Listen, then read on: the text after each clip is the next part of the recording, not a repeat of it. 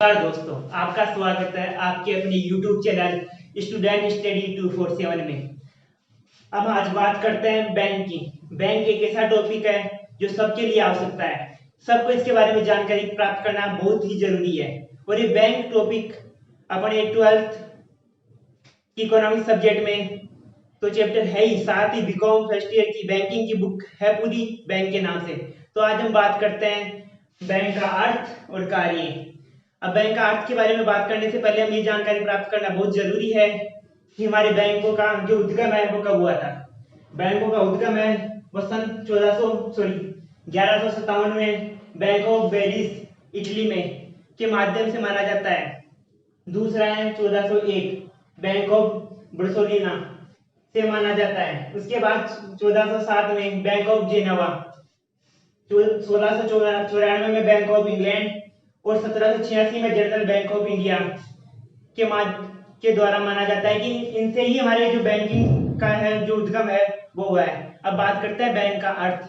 Bank के अर्थ की बात करने से पहले मैं आपको बता दूं कि जो बैंकों के कार्य है, जो अभी वर्तमान में आधुनिक बैंक कार्य कर रहे हैं, वो कार्य प्राचीन काल से ही राजा महाराजा, साहूकार, सेठ ये करते आ रहे हैं। ये पहले जो अपनी आधुनिक बैंक कार्य कर रहे हैं, लोगों को उधार देना, लोगों की जमाई स्वीकार करना, ये कार्य प्राचीन काल से चले आ रहे हैं। प्राचीन काल में सगे संबंधी, साहूकार, राजा महाराजा, व्यापारी ये लोगों की जमाओं को स्वीकार करते थे और उनको ऋण देते थे। पर इनका जो काम था वो सीमित था, इनका दायरा बहुत सीमित था। ये लोगों को विस्तृत रूप से सेवाएं प्रदान नहीं करा सकते थे। उसके बाद ही हमारे बैंक का उद्गम हुआ और तब से हमारे बैंक ने बहुत तरक्की करी है। अब बात करते हैं बैंकों के अर्थ की। अब आधुनिक बैंकों का अर्थ क्या है? सामान्य शब्दों में आधुनिक बैंकों का अर्थ यही है कि लोगों की जमाओं को स्वीकारना और उनको ऋण देना। विस्तृत रूप में और अन्य शब्दों में हम बैंक का अर्थ जाने तो लोगों की जमाएं स्वीकार करना और वास्तविक जमाकर्ताओं को उनकी आवश्यकता पड़ने पर उनको उनकी जमाएं वापस लौटाना ही बैंकों का कार्य है। इसके अलावा भी बैंकों के अनेक कार्य हैं, वो हम आगे पढ़ते हैं। हमने देखा बैंकों का कार्य कि बैंकों के अर्थ क्या होते हैं। अब अर्थ के बाद में देखेंगे बैंकों के कार्य कि बैंकों के कार्य क्या होते हैं। उसमें सबसे पहले हम देखते हैं प्राथमिक कार्य। प्राथमिक कार्य होते क्या है? प्राथमिक कार्य वे होते हैं जो आप भी जानते हैं, हम भी जानते हैं कि बैंक में गए, पैसे जमा करवा दिए, पैसे निकलवा लिए, ये होते हैं प्राथमिक कार्य। जो सामान्य लोग सब जानते हैं कि प्राथमिक कार्य क्या होते हैं बैंकों के। बैंकों में गए, ऋण ले लिए बैंक से, ये भी प्राथमिक कार्य है। बैंकों में पैसे जमा करवा दिए, ये भी प्राथमिक कार्य है। अब बात आती है अभिगोपन या अभिकर्ता संबंधी कार्य। अभिगोपन या अभिकर्ता संबंधी कार्य क्या होते हैं? ये वह कार्य होते हैं जो हम बैंक को बोल देते हैं कि आप हमारी तरफ से ईएमआई भर देना, मेरी तरफ से उसको पैसे ट्रांसफर कर देना, मेरी तरफ से ये कार्य कर देना, मेरी तरफ से बिजली का बिल भर देना। ये होता है अभिगोपन संबंधी कार्य जो बैंक अपनी ओर से करता है, पर वो कार्य करता है बैंक। ये होता है अभिगोपन संबंधी कार्य। अब बात आती है प्राथमिक कार्य। अब प्राथमिक कार्य के भी दो भाग होते हैं दोस्तों। पहला भाग होता है जमाएं स्वीकार करना और दूसरा भाग होता है ऋण देना। जमाएं स्वीकार करना में है स्थायी जमा खाता। स्थायी जमा खाता क्या होता है? वो आप भी जानते हैं, हम भी जानते हैं कि बैंक में गए, पैसे जमा करवा दिए, स्थायी खाता होता है। यानी उसमें हम पैसे जमा करवाने के बाद कभी भी निकलवा सकते हैं। इसमें हमारे ब्याज दर मिलती है लगभग 3 से 6% के बीच में। ये होता है स्थायी जमा खाता, यानी फिक्स डिपॉजिट बैंक में दे दिया। अब इसको हम यानी 1 महीने भी निकलवा सकते हैं, 2 महीने बाद में निकलवा सकते हैं। पर इसकी एक बैंकों ने भी सीमा तय की है कि हम अपने बैंकों के जो स्थायी खाते हैं, जो स्थायी खाते खोलते हैं, उनको 6 महीने में लेन देन करना बहुत आवश्यक है। अगर 6 महीनों में हम लेन देन नहीं करते हैं तो हमारा जो बैंक अकाउंट है वो फ्रीज हो जाएगा। अब दूसरा आता है हमारा चालू खाता। चालू खाता दोस्तों सामान्यतः व्यापारी लोग होते हैं वो चालू खाता ओपन करवाते हैं, क्योंकि ये चालू खाता वही लोग खोलते हैं जो एक दिन में 10, 15, 20, 25 ट्रांजेक्शन कर लेते हैं। और जो सामान्य लोग हैं वो चालू खाता नहीं खुला सकते, क्योंकि इसके अंदर हम ट्रांजेक्शन नहीं कर सकते। और चालू खाता की एक बड़ी बात हो रही है कि इसमें हमें ब्याज दर नहीं मिलती है बिल्कुल भी। और चालू खाता का एक और फायदा है कि हमारे बैंक में 10,000 रुपए है और हमें चाहिए 15,000 रुपए, या किसी को हमने 15,000 का चेक काट के दे दिया तो बैंक वो 15,000 रुपए उसको पेमेंट कर देगा और जो 5,000 है वो हमारे ओवरड्राफ्ट में चले जाएंगे, यानी हमने बैंक से 5,000 रुपए एक्स्ट्रा निकलवा लिया। तो दोस्तों अगला भाग आता है अपना बचत खाता। बचत खाता क्या होता है? Saving account. सेविंग अकाउंट पर दोस्तों ब्याज दर बहुत ज्यादा मिलती है। हर बैंक की ब्याज दर लगभग 9% के ऊपर होती है सेविंग अकाउंट में। और बचत खाता होता है हमारी भावी बचतों को आगे बढ़ाने के लिए। इन तीनों खातों के बारे में तो सामान्य लोग सब जानते हैं, पर अगला खाता आता है गृह बचत खाता। ये होता है एक परिवार द्वारा जो परिवार की बचतों को, परिवार के सभी लोगों की बचतों को जमा करवाया जाता है, उसे कहते हैं गृह बचत खाता। ये खाता परिवार के सभी सदस्यों द्वारा कुछ ना कुछ अपने पैसे जमा करवाए जाते हैं उसके अंदर, उसे कहते हैं गृह बचत खाता। और ये खाता सामान्यतः वो परिवार के लोग यूज में लेते हैं जिनके सारे परिवार के सदस्य कोई ना कोई कार्य करते हैं, कोई ना कोई जॉब करते हैं और पैसे कमाते हैं, तो वो अपने अपने हिसाब से थोड़े थोड़े पैसे उस खाते में जमा करवा देते हैं, उसे कहते हैं गृह बचत खाता। अब दोस्तों दूसरा आता है अन्य जमा योजनाएं। जैसे कि बैंकों की योजनाएं आती है कि आप 5 साल तक पैसे जमा करवाइए, आपको 10 साल बाद में डबल हो जाएंगे या ट्रिपल हो जाएंगे। ये जो बैंकों की अन्य जमा योजनाएं होती है उसके अकॉर्डिंग आता है अन्य जमा योजना। अब अपना अगला है नेक्स्ट अनिश्चितकालीन जमा खाता। अनिश्चितकालीन जमा खाता होता है कि हमारे मान लो दादी जी है, अब उनके पास पैसे आए कहीं से भी, उन्होंने पैसे डलवा दिए कि ये पैसे जमा कर दो, अगर मेरे को अनिश्चित रूप से कभी भी पैसों की आवश्यकता होती है या अचानक से मैं कभी बीमार हो जाती हूँ, क्योंकि बुजुर्ग व्यक्ति होते हैं वो ज्यादा बीमार होते हैं, उनको इलाज के लिए ज्यादा पैसों की आवश्यकता होती है, तो उनके लिए एक अनिश्चितकालीन जमा खाता खुलवाया जाता है जिसकी कोई समय सीमा नहीं होती है कि हम इसमें पैसे कब निकलवाएंगे कब नहीं निकलवाएंगे। हो सकता है दादी जी एक्सपायर हो जाए उसके बाद में हमें पैसे निकलवाने पड़ जाए, या उससे पहले अगर दादी जी बीमार हो जाए तो उसके लिए भी हमें पैसे निकलवाने पड़ जाए, उसे कहते हैं अनिश्चितकालीन जमा खाता। अब अगला काउंट है हमारा ऋण अथवा उधार देना।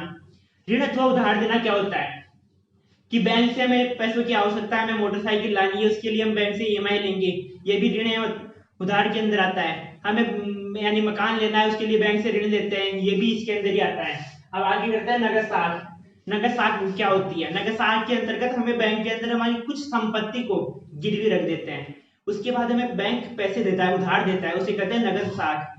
यानी हम कुछ ना कुछ उसको देते हैं, उसके बदले बैंक हमें ऋण देता है, और जब हम उसके ऋण को चुका देते हैं तो वो हमारे जो संपत्ति को गिरवी रखता है वो वापस दे देती है। अगला है ऋण एवं अग्रिम। ऋण एवं अग्रिम क्या होता है? हमें बैंक से उधार लेते हैं कि मेरे को एक साल के लिए पैसे चाहिए, मेरे को अपनी पढ़ाई में स्टडी में लगाना है, वो होता है ऋण एवं अग्रिम, हमसे उधार ले लेते हैं। या मेरे को बिजनेसमैन है, बैंक से बोलता है कि मेरे को पैसे दे दो, मेरे जैसे जैसे सैलरी आएगी उस हिसाब से आप काटते रहना, ये होता है ऋण एवं अग्रिम के अंतर्गत। अपना है अधिविकर्ष। दोस्तों मैंने अभी थोड़ी देर पहले आपको बताया कि हमारा चालू खाता है, उसके अंदर हमें एक सुविधा मिलती है बैंक की तरफ से कि हम हमारी जो बैंक में पैसे हैं उससे ज्यादा निकलवा सकते हैं आवश्यकता अनुसार, उसे कहते हैं अधिविकर्ष। ये अधिविकर्ष टॉपिक आता है ऋण अथवा उधार देने के अंदर, क्योंकि हमें जब भी पैसे की आवश्यकता होगी तो हम बैंक से उधार ले सकते हैं, अग्रिम राशि ले सकते हैं, उसे बोलते हैं अधिविकर्ष। अधिविकर्ष सामान्यतः 1 महीने का होता है, हम 1 महीने में या कोई बैंक द्वारा समय सीमा निर्धारित की जाती है, उसके अंतर्गत पैसे दे देते हैं तो कोई ब्याज नहीं लगता। अगर उस समय सीमा के बाद पैसे जमा करवाते हैं तो उस पर बैंक की पॉलिसी अनुसार इंटरेस्ट लगता है। अब दोस्तों अगला कार्य है विनिमय विपत्रों की कटौती। दोस्तों सामान्यतः ये जो कार्य है ये भी एक बैंकिंग फील्ड का व्यक्ति जान सकता है, सामान्य व्यक्ति नहीं जान सकते, क्योंकि विनिमय विपत्रों की कटौती है ये व्यापार से संबंधित है। एक व्यापारी दूसरे व्यापारी को विनिमय विपत्र लिखता है कि ये लो मैं आपको पैसे 3 महीने बाद दूंगा। यानी मैंने किसी से सामान खरीदा, उससे सामान खरीदने के बाद मेरे पास पैसे नहीं, मैंने उसको विपत्र लिख के दे दिया कि आप सामान मेरे को भिजवा दो, मैं आपको गारंटी देता हूँ कि 3 महीने बाद आपका जो सामान है उसके पैसे दे दूंगा, उसे कहते हैं विनिमय विपत्र। मैंने लिख के दे दिया उसे लिखित में। अब उस विनिमय विपत्र की कटौती मैंने लिख के दे दिया व्यापारी को, दूसरे व्यापारी को, उस दूसरे व्यापारी को उस पैसों की आवश्यकता हो गई 3 महीने पहले, अब वो मेरे पास आएगा तो मैं उसको 3 महीने बाद ही पेमेंट करूंगा, उससे पहले पेमेंट नहीं करूंगा, पर उसको 1 महीने बाद ही पैसे की आवश्यकता है, पेमेंट की आवश्यकता है, तो वो अपने विनिमय विपत्र को लेके बैंक के पास जाएगा और बैंक के पास जाके बोलेगा कि मेरे ये विनिमय विपत्र पकड़ो और उस व्यक्ति से आप पैसे ले लेना, पर मेरे को अभी अर्जेंट में पैसों की आवश्यकता है, आप मेरे को पैसे दे दो। विनिमय विपत्र को बैंक ले लेगा और उसको एक निश्चित कटौती के ऊपर राशि दे देगा। अगर 10,000 का विनिमय विपत्र है तो उसको 9,500 देगा, 500 रुपए उसकी वसूली के अपने पास रखेगा। आई बात समझ में दोस्तों? अब अपना अगला टॉपिक है सरकारी प्रतिभूतियों में निवेश। बैंक सरकारी प्रतिभूतियों में निवेश भी करता है, क्योंकि ये सरकारी प्रतिभूतियों का निवेश एक सिक्योर्ड है। बैंक को विश्वास होता है कि मैं इस प्रतिभूतियों में निवेश करूंगा तो मेरे पैसे वापस मिलेंगे। इसका एनबी होना कोई वो नहीं है कि ये डूब जाएंगे, डूबने का कोई चांस नहीं है इसके अंदर। आई बात समझ में? अगर दोस्तों कोई पॉइंट समझ में नहीं आ रहा तो आप कमेंट करके जरूर बताइएगा, हम आपको समझाने की पूरी कोशिश करेंगे। अगला है साख निर्माण। साख निर्माण एक ऐसा टॉपिक है कि बैंक को हम उधार जमा पैसे देते हैं, बैंक अपने पैसे रख लिया और उसी पैसों में से 10% या 20% जो यानी आरबीआई की पॉलिसी है कि बैंक को अपने पास रखना है, वो राशि अपने पास रख लेगा और उसके बाद जो बाकी की राशि है वो दूसरे व्यक्तियों को दे देगा। यानी आपको समझ में नहीं आया तो मैं आपको समझाता हूँ एक एग्जाम्पल देके कि आरबीआई की पॉलिसी है कि 20% रिजर्व के रूप में बैंक को अपने पास जमाओ का रखना है। बैंक ने रख लिया, मानो मैं बैंक हूँ, मेरे पास किसी ने मेरे को पैसे जमा करवाए तो मैंने उस जमा का 10,000 रुपये जमा करवाए, उसका 20% अपने पास रख लिया और बाकी का दूसरे को ऋण के रूप में दे दिया। फिर वो गया दूसरे के पास, वो बैंक में जाके जमा करवाया, उसको ले लिया, उसने फिर से बैंक में जमा करवाया, फिर उसको मतलब बैंक ने उसको ले लिया और 20% काट के फिर दे दिया। ये होता है साख निर्माण। बैंक एक ही राशि को बार बार दूसरे व्यक्तियों को देके साख निर्माण करती है और इसकी क्लास हम आगे पढ़ेंगे। ये बहुत विस्तृत टॉपिक है, बहुत बड़ा टॉपिक है, इसको आपको मैं विस्तार से डायग्राम के थ्रू समझाऊंगा अगली क्लास में। अब आते हैं अपनी अगली क्लास, अगला टॉपिक अभिकर्ता है या अभिगोपन संबंधी कार्य। दोस्तों आपको मैं एक बार फिर बोलता हूँ कि आपको इन कार्यों में से कोई भी टॉपिक या कोई भी बिंदु समझ में नहीं आया तो प्लीज कमेंट बॉक्स में कमेंट करके बताइएगा हमें, हम आपको व्हाट्सएप के थ्रू या कॉलिंग के थ्रू स्पष्ट रूप से समझाने की पूरा प्रयास करेंगे। अब अपना कार्य है अभिगोपन या अभिकर्ता संबंधी कार्य। विनिमय साधी विपत्रों के भुगतान का संग्रहण एवं भुगतान करना। अभी मैंने आपको बताया कि विनिमय साधी विपत्र क्या होता है कि एक व्यापारी ने दूसरे व्यापारी को लिख के दे दिया कि मैं आपको पेमेंट तब दूंगा। अब बैंक का ये कार्य है कि उस व्यापारी ने बोल दिया कि मेरी तरफ से जितने भी विनिमय साधी विपत्र आए उसको आप कलेक्ट कर लेना, रख लेना और मेरी तरफ से मैं बोलूं तब भुगतान कर देना। जैसे कि मैं आपको बता दूं, दो व्यक्ति हैं ए और बी। अब ए ने बी को विनिमय साधी विपत्र लिख के दिया, इसको दे दिया। अब ये 3 महीने बाद पेमेंट करेगा ए को, 3 महीने बाद ए को पेमेंट करेगा। अब ए ने अपने व्यक्ति को बोल दिया कि मेरे लिखे हुए मतलब बी ने अपने बैंक को बोल दिया कि मेरे लिखे हुए बिल पत्र आपके पास आए तो आप उनको कलेक्ट कर लेना और मेरी ओर से भुगतान कर देना, या फिर मैं आपको बोलूं तब भुगतान कर देना। इसे कहते हैं विनिमय बिल पत्रों की संग्रहण, संग्रहण एवं भुगतान। विनिमय बिल पत्रों का संग्रहण एवं भुगतान यानी जिस व्यक्ति ने विनिमय बिल पत्र लिखा दूसरे व्यक्ति को, उसने अपने बैंक को बोल दिया कि मेरी तरफ से जो भी यानी विनिमय बिल पत्र आए उनको आप संग्रहण कर लेना और उसके बाद मैं बोलूं तब उनका भुगतान कर देना। ये होता है विनिमय बिल पत्रों का भुगतान और संग्रहण। आई बात समझ में? अब दूसरा टॉपिक है ग्राहकों के लिए भुगतान प्राप्त करना। ग्राहकों के लिए भुगतान प्राप्त करना, ये सामान्यतः सब लोग जानते हैं कि किसी ग्राहक ने बोल दिया कि मेरी ओर से कोई भी पैसे आए वो आप भुगतान प्राप्त कर देना। जैसे कि हम बिजली की बिल जमा करवाते हैं तो बिजली की बिल कंपनी का अपना अकाउंट होता है, हम उसमें अपने पैसे ट्रांसफर करवाते हैं या जमा करवाते हैं तो बैंक उसको यानी अपने अंदर उसका भुगतान है वो प्राप्त करता है। या उसके अलावा मैंने बोल दिया बैंक को कि मेरा व्यापार चल रहा है, मैंने उस व्यक्ति को चेक दे दिया, उसको चेक दे दिया, अब वो चेक जमा करवाएगा या उस पैसे देगा तो वो मेरा भुगतान प्राप्त कर लेना। बात समझ में आ रही है? मैं आपको बताऊं एक बार फिर से एक एग्जांपल देता हूं कि दो व्यक्ति है ए और बी। ए ने बी को चेक लिख के दे दिया, बी वो चेक ले जाके बैंक को दे दिया कि मेरा भुगतान प्राप्त कीजिए आप, कि मेरा भुगतान लीजिए। किससे भुगतान लेना है? ए से। अब बी को चेक मिला तो बी चेक को बैंक में जमा करवाएगा, जब बैंक में जमा करवाएगा तो बैंक ए के अकाउंट में वो चेक लगाएगा और उसके बाद बी के अकाउंट में पैसे जमा हो जाएंगे यानी बी को भुगतान प्राप्त हो जाएगा। अब अपना अगला टॉपिक है ग्राहक की ओर से भुगतान करना।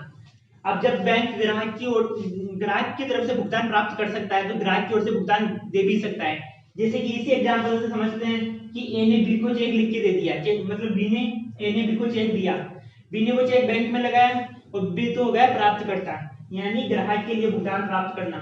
अगर बी बैंक में चेक देगा तो बैंक बी की ओर से भुगतान प्राप्त करेगा। अब दूसरा पॉइंट है अपना ग्राहक की ओर से भुगतान करना। अब ए चेक काट के दे रहा है तो एक के अकाउंट से पैसे कम होंगे यानी बैंक एक की तरफ से भुगतान कर रहा है बी को। आई बात समझ में? अगला टॉपिक अपना धन का हस्तांतरण करना। ये सामान्यतः सभी लोग यूज में लेते हैं इस पॉइंट को, धन का हस्तांतरण करना, क्योंकि हम अपने रिश्तेदार अपने व्यक्तियों को पैसे ट्रांसफर करते हैं।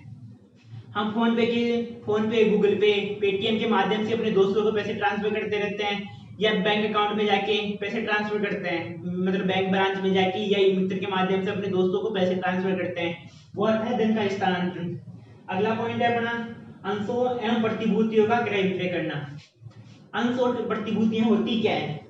जो यानी इकोनॉमिक्स फील्ड से या फिर बैंकिंग फील्ड से या कॉमर्स फील्ड से होगा वो तो समझ जाएगा कि अंश और प्रतिभूतियां होती क्या है। पर सामान्य लोग को के लिए मैं बता दूं कि अंश और प्रतिभूतियां क्या होती है। कोई भी कंपनी का निर्माण होता है तो वो कंपनी अपने अंश जारी करती है।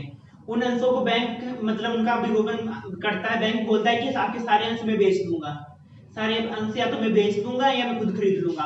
अगर बैंक वो अंश बेच नहीं पाता है तो वो खुद खरीद लेता है। उसे कहते हैं अंशों में प्रतिभूतियों का क्रय विक्रय करना। बात समझ में आ रही है?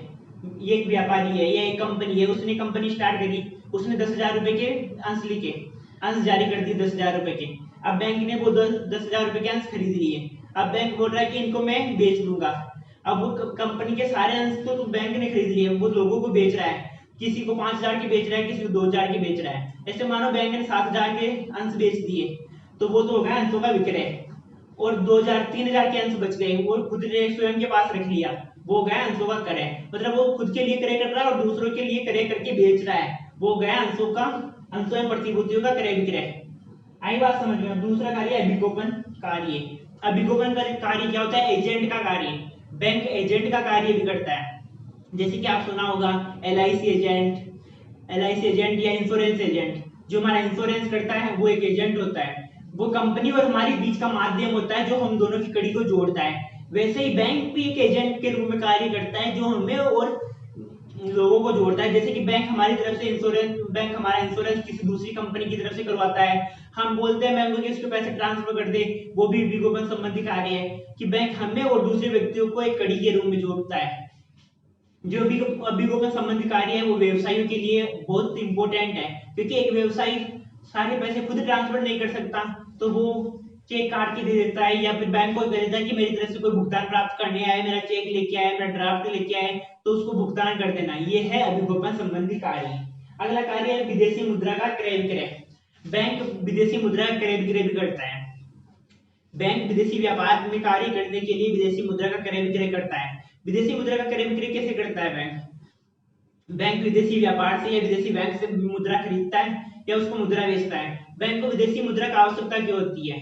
क्योंकि बैंक के बहुत से व्यापारी है जिनको मुद्रा में मतलब विदेशी मुद्रा में लेन देन करना होता है, या बहुत सारी कंपनियां हैं जिनको पैसों की आवश्यकता है कि विदेश में जाके व्यापार करना है, विदेश में जाके रहना है, तो वो विदेशी मुद्रा का क्रय विक्रय करते हैं। या कोई मान लो कि यहाँ का व्यक्ति है जो विदेश में जाएगा तो वो अपने बैंक को बोलेगा कि मेरे को इतनी मुद्रा की आवश्यकता है, मेरे को विदेश में घूमने जा रहा हूँ तो मेरे को विदेशी मुद्रा चाहिए। जैसे कि मैं अमेरिका में जाऊंगा घूमने के लिए, तो मेरे बैंक को बोलूंगा कि मेरे को अमेरिका जाना है, मेरे पास वीजा वीजा सब रेडी है, मेरे को विदेशी मुद्रा चाहिए, तो आप मेरे को इतने रुपए की विदेशी मुद्रा लाके दो। तो वो बैंक मेरे को विदेशी मुद्रा का क्रय करके मेरे को देगा। वो है विदेशी मुद्रा का क्रय विक्रय। बात आई समझ में? अगर आपको कोई भी डाउट है इस टॉपिक से संबंधित तो प्लीज कमेंट बॉक्स में कमेंट करके हमें बताइए, हम आपके डाउट को क्लियर करने की पूरी कोशिश करेंगे। दोस्तों आपने वीडियो को एंड तक देखा उसके लिए आप सबका हाथ जोड़ के धन्यवाद।